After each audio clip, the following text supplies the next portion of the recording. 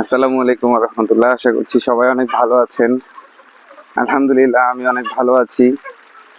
প্রচুর রোদ পড়েছে, 38 ডিগ্রি সেলসিয়াস তাপমাত্রা রেকর্ড পার করেছে আজকে।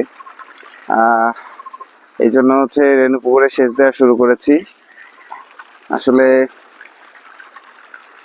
আমাদের এই পুকুরে রেণু করার মোটামুটি 54 দিন পার হয়ে গেছে। পানির পরিবেশ দেখতে পাচ্ছেন, আলহামদুলিল্লাহ পানির পরিবেশ খুব ভালো আছে।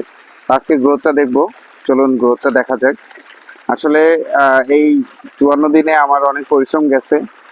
আমি চেষ্টা করেছি সর্বোচ্চ প্রোডাকশন নেওয়ার জন্য।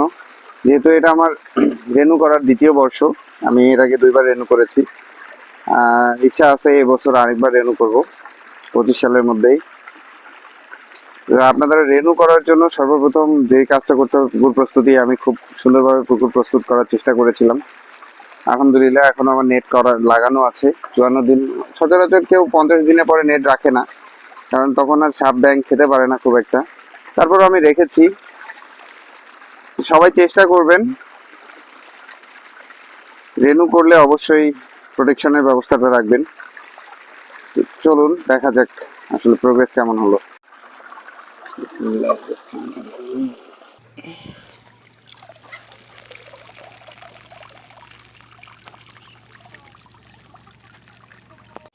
তো মাশাআল্লাহ আমার সাইজ মোটামুটি আল্লাহর রহমতে ভালোই এসেছে। সবাইকে ধন্যবাদ। আমার আশেপাশে পরিচিত কারো যদি পোনা লাগে আমাকে বুকিং করতে পারেন, আমি বুকিং নিচ্ছি। ইনশাল্লাহ আগামী মাসের 15 তারিখ থেকে ডেলিভারি শুরু করব। সবাইকে ধন্যবাদ। স্ক্রিনে দেওয়া নাম্বারে বুকিংয়ের জন্য যোগাযোগ করতে পারেন। আসসালামু আলাইকুম।